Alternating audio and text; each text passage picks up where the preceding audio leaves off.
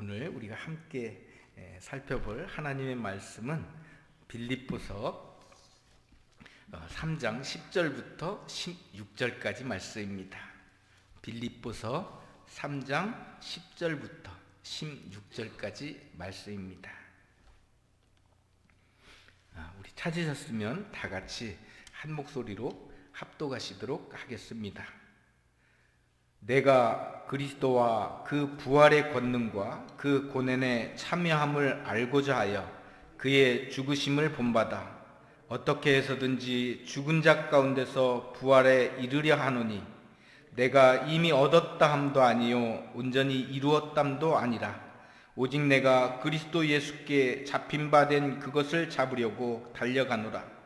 형제들아, 나는 아직 내가 잡은 줄로 여기지 아니하고 오직 한 일, 즉 뒤에 있는 것은 잊어버리고 앞에 있는 것을 잡으려고 표대를 향하여 그리스도 예수 안에서 하나님이 위에서 부르신 부르심의 상을 위하여 달려가노라.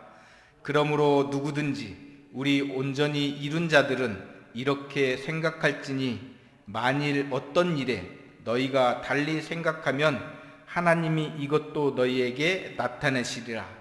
오직 우리가 어디까지 이르든지 그대로 행할 것이라. 아멘, 아멘. 오늘 읽은 빌립보서를 살펴보면 굉장히 역동적이고 희망에 차 있고 굉장히 다짐하는 이런 희망적인 소망이 담긴 이런 문장으로 되어 있는 것을 우리가 발견하게 됩니다. 빌립보서는 이 땅에 예수 그리스도의 꽃을 활짝 피운 분, 그리고 복음을 들고 땅끝까지 그 인생을 던졌던 사도 바울이 로마의 감옥에서 빌립보 교인들에게 바른 신앙을 세우기 위해서 옥중에서 바울 사도가 인생의 황혼을 바라보면서 빌립보 교인들에게 쓴 편지입니다. 그가 인생의 황혼을 바라보면서 우리가 짐작해 보면 쓴 편지이기 때문에 수많은 경험들과 또한 빌립보 교인들에게 하고 싶은 이야기가 얼마나 많았겠어요. 그런데도 불구하고 빌립보 자체를 생각하고 읽다 보면 이 글을 쓴 사람이 정말 이렇게 황혼을 맞이하기 직전인 그런 사람인지, 또한 그가 무엇인가 이제 젊은 사람이 이것을 쓴 것 아닌가 하는 이런 것들을 생각할 정도로 구분하기가 어렵습니다. 왜 그러냐면 빌립보 안에는 꿈이 가득함을 보게 됩니다. 또한 미래를 향한 발걸음이 가득하고 그 안에는 소망이 가득하고 열정이 가득합니다. 감옥에 갇혀 있다는 것은 전혀 빌립보서 자체만을 보면 짐작이 되지 않습니다. 다만 기쁨이 가득한 것이 오늘 우리가 읽었던 빌립보서의 내용입니다. 본문 12절부터 14절 우리가 읽었지만 다시 한번 제가 읽겠습니다. 내가 이미 얻었다 함도 아니요 온전히 이루었다 함도 아니라 오직 내가 그리스도 예수께 잡힌 바 된 그것을 잡으려고 달려가노라. 내가 잡은 줄로 여기지 아니하고 오직 한 일, 즉 뒤에 있는 것은 잊어버리고 앞에 있는 것을 잡으려고 표대를 향하여 그리스도 예수 안에서 하나님이 위에서 부르신 부름의 상을 위하여 달려가노라 라고 이렇게 적혀 있습니다. 사도 바울은 지금 로마 황제에 의해 언제 죽을지 모르는 이런 상황에 처해 있으면서도 나는 뒤에 있는 것은 그냥 다 잊어버렸다. 그리고 이제 앞에 있는 것을 잡으려고 표대를 향하여 달려가고 있다라고 이렇게 고백하고 있습니다. 우리가 생각하면 죄송합니다. 보통 사람 같으면 여전히 그 마음속에 과거의 일들을 회상하거나 쓰다듬으면서 내가 어쩌다 이렇게 되었나 이런 생각, 또 놓쳐버린 일들을 돌아보면서 한숨을 쉬며 후회하는 것이 보통일 것입니다. 그런데 이런 상황 속에서 사도 바울은 나는 뒤에 있는 것을 잊어버리고 앞에 있는 것을 잡으려고 표대를 향하여 달려가고 있다라고 이렇게 고백하고 있습니다. 마치 단거리 선수가 목표 지점을 향해 좀 더 빨리 도달하기 위해서 그 결승점에 도달하다 보면 가슴을 내밀거나 손을 뻗거나 이런 모습을 표현하고 있지 않습니까? 그것처럼 삶이 언제 끝날지 모르는 이런 상황과 관계없이 그는 주께서 부르신 부름의 상을 위하여 달려가는 삶의 기쁨을 누리고 살고 있다는 것입니다.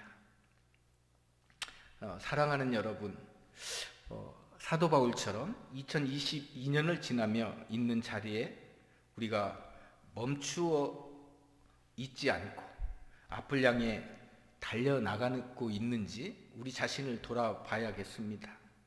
바울은 황혼을 맞이하며 글을 쓰면서 그 나이에 어떻게 이렇게 희망적인 서신을 쓸 수가 있었겠는가?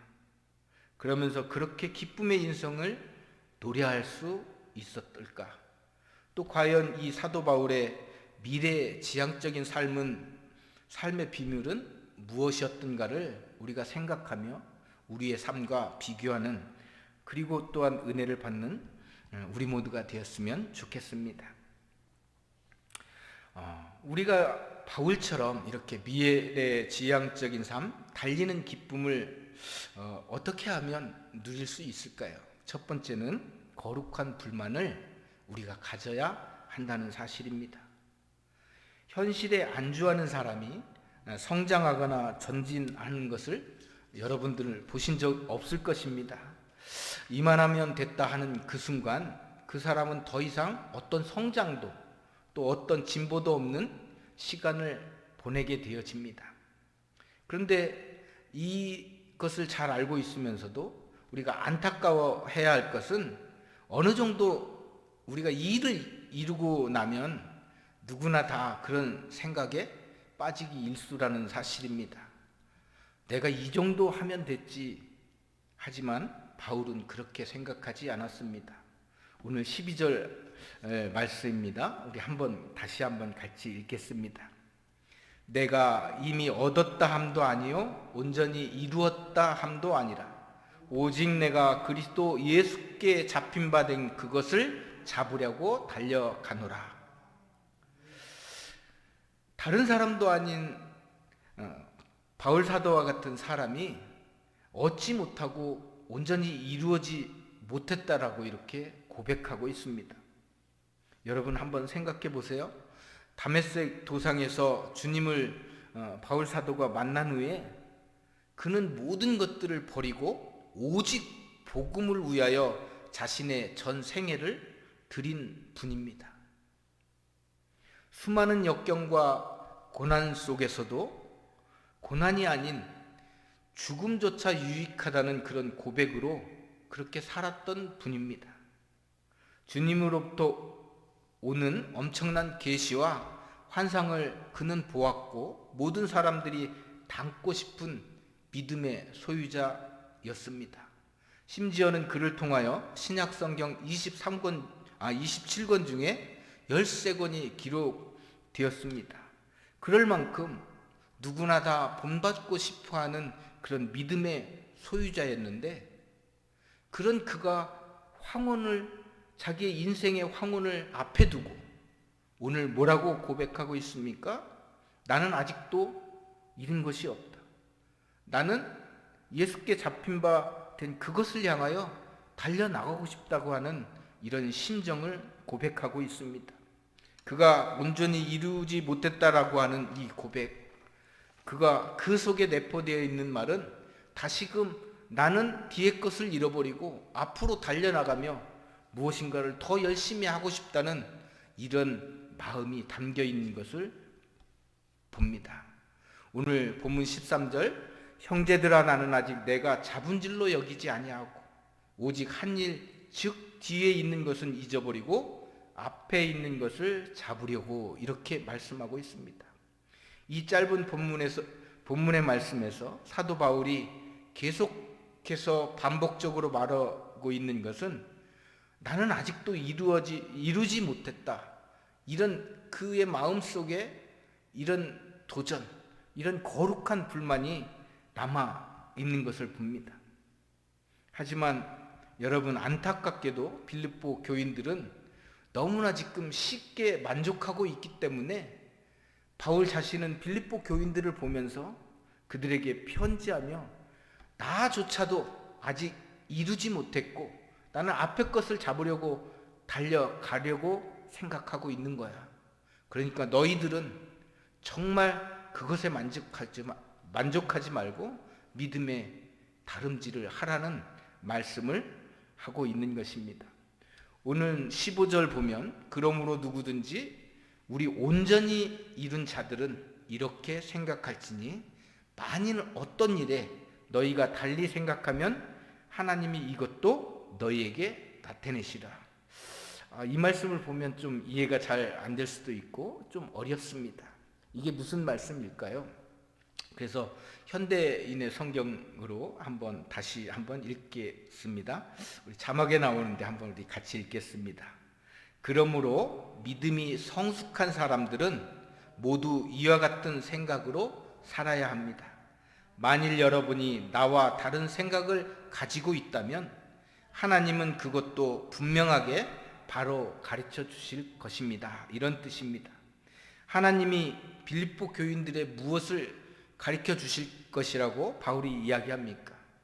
믿음이 성숙한 사람들, 계속해서 앞으로 전진하는 사람들은 거룩한 불만을 갖고 살아가는 사람들이라는 것. 그래서 그냥 현실에 안주하지 않고 목표에 이를 때까지 끝없는 믿음의 경주를 해야 한다는 것을 가르쳐 주실 것이라는 말씀입니다. 사랑하는 여러분, 코로나19 가운데서 여러분들은 믿음의 경주를 다시금 시작하시고 열심을 내고 계십니까? 아니면 혹시 이만하면 됐어, 나도 할 만큼 했어 라는 생각 속에 그냥 머물면서 더 이상 믿음의 진보를 이루지 못하는 태보의 자리에 앉아 계시지는 혹시 않습니까?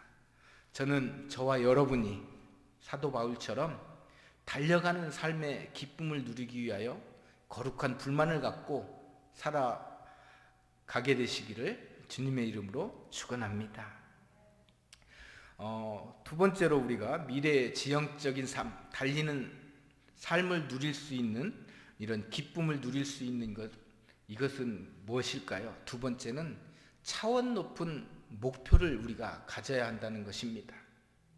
본문을 묵상하다 보면 이런 생각이 듭니다.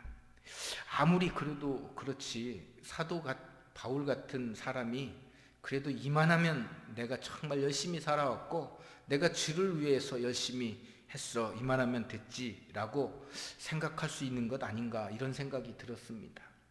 다른 사람도 아닌 사도 바울이라면 이제 그만 좀 쉬어도 되는 것 아니겠습니까? 아시다시피 우리나라는 이미 초고령 사회에 진입하고 있습니다. 교회는 더하지요. 초고령화, 교회적으로도 굉장히 심각한 문제가 될 것입니다.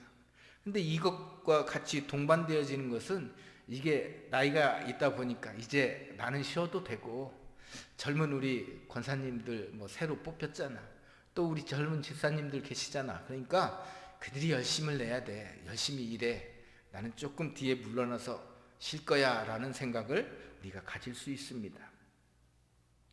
그러나 우리 사회 전반에 걸쳐 이 초고령화보다 더 심각한 문제가 있다고 생각이 들었습니다.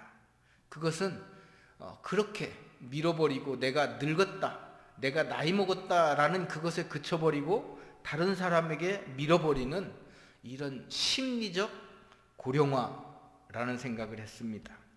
이것은 마음이 빨리 늙는 것이죠. 물론 연세 드신 우리 권사님들 보시면 굉장히 열심히 하시고 이런 것들은 굉장히 우리가 되잖아요.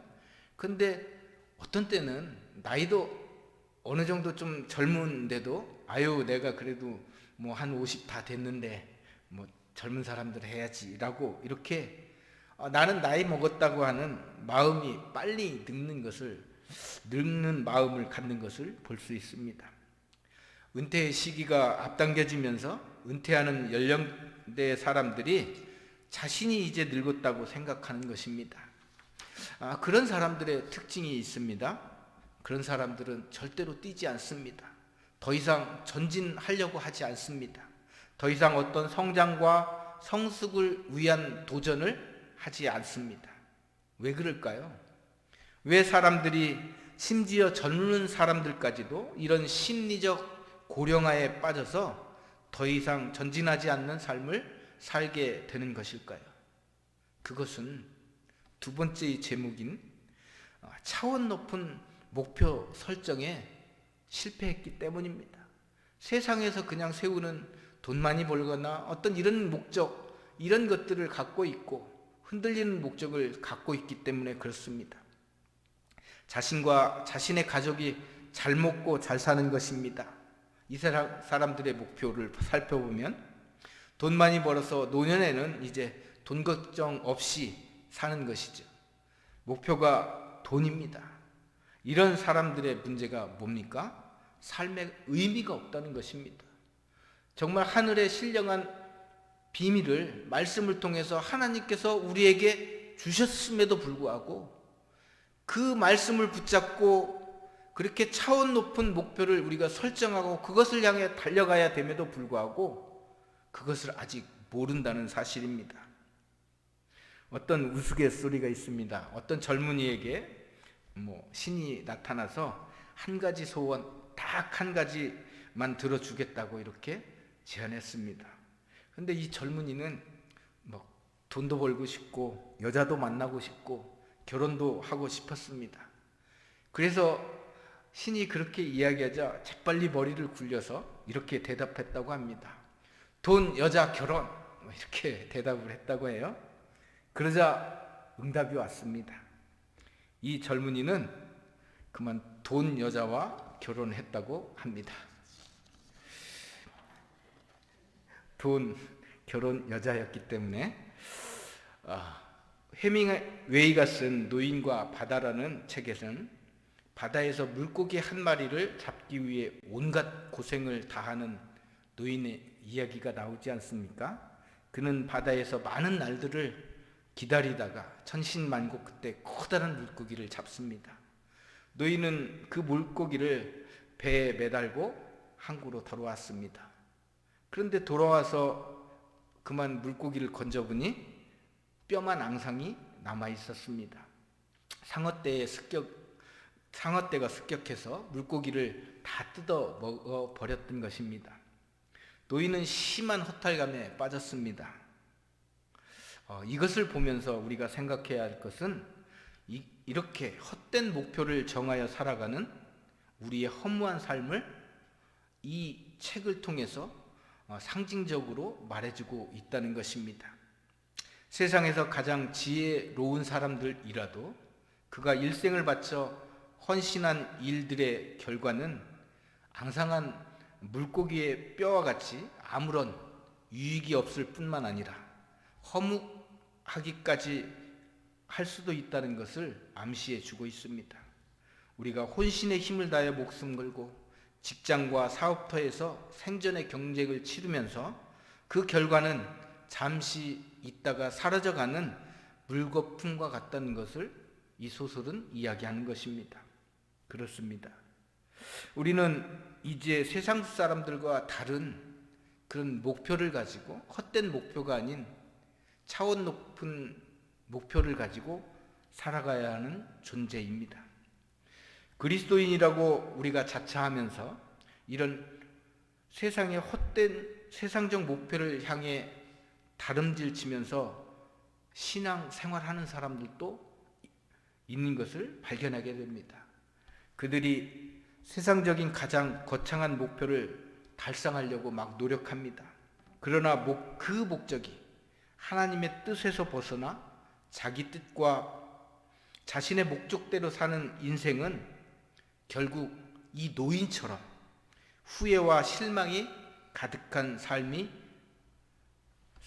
살게 될 것입니다. 이런 헛된 세상적 목표, 그게 우리의 목표라면 우리는 어디로 달려가야 하는지, 무엇을 위해 살아야 하는지 전혀 발견할 수가 없을 것입니다.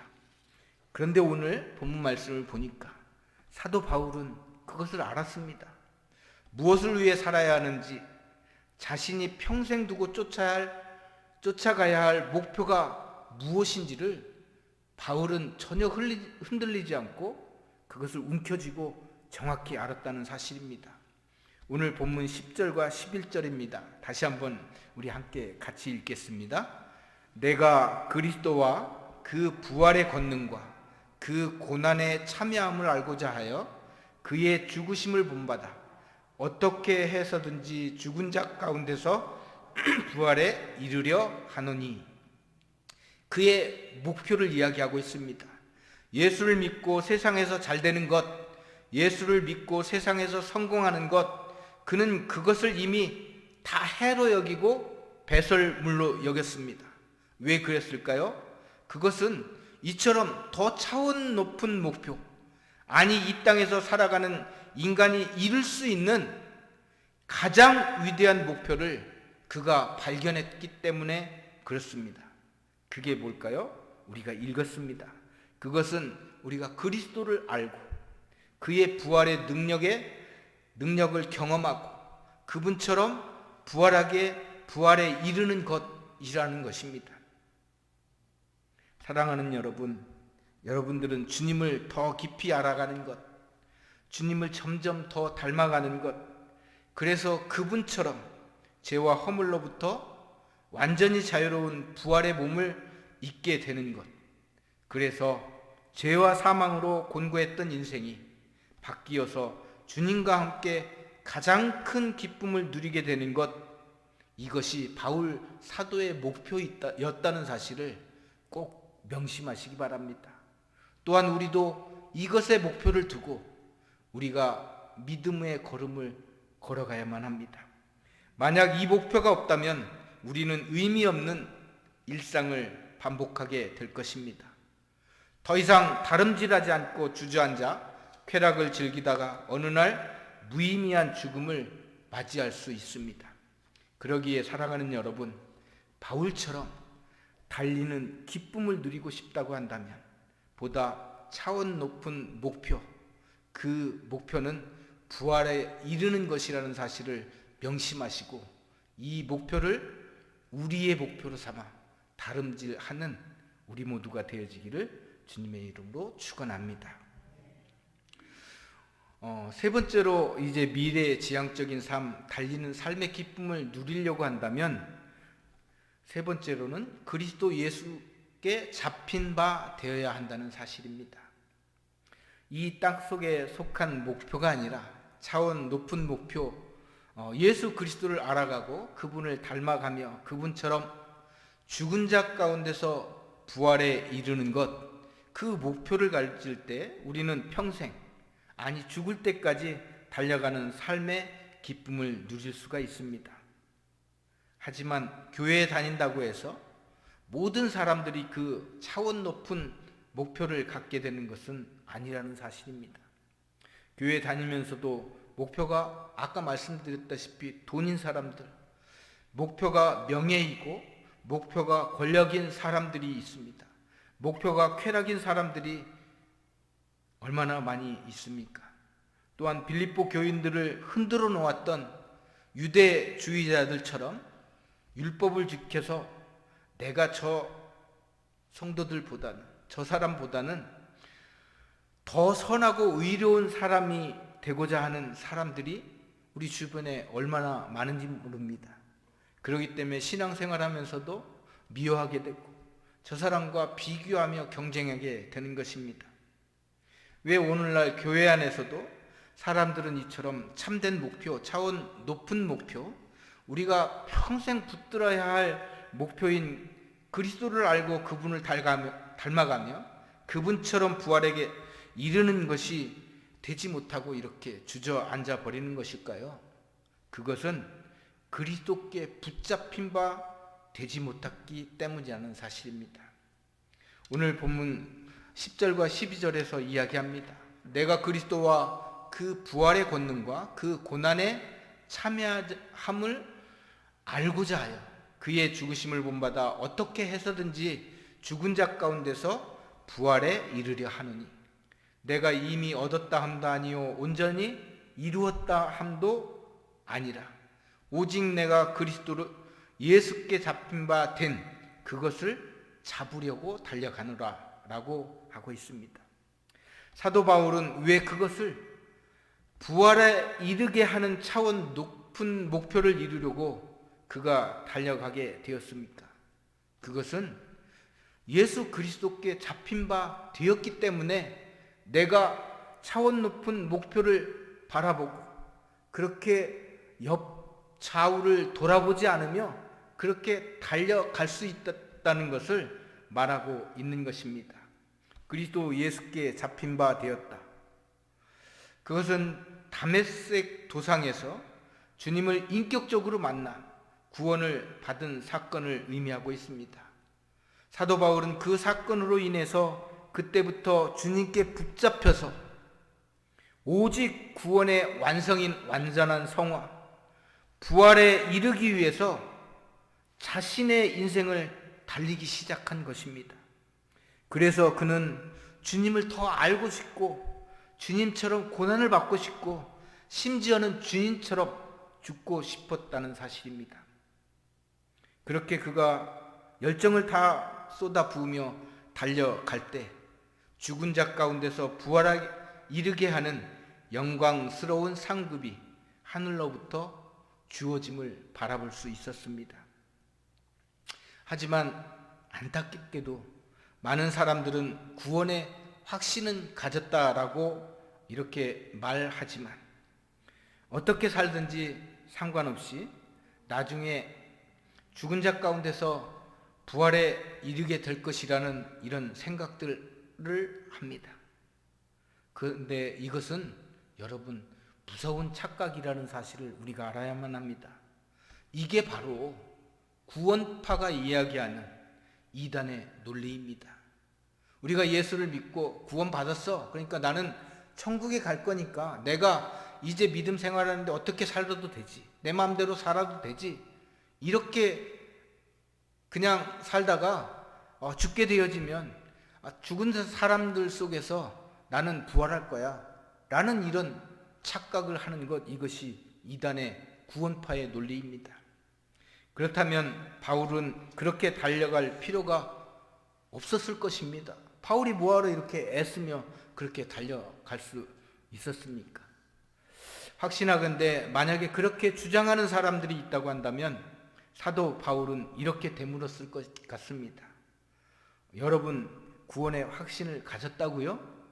당신은 정말 구원 받았다고요? 그런데 어떻게 그 놀라운 구원, 가장 고상한 지식인 예수 그리스도를 만나고 나서도 어떻게 그에게 붙들려서 구원의 완성인 완전한 성화에 이르기 위해 그냥 달려가려고 노력하지 않습니까? 라고 아마 바울이 물을 것 같습니다. 표대를 향해 달려가는 것은 결국 흔들리지 않는 목표를 향해 나가는 것입니다.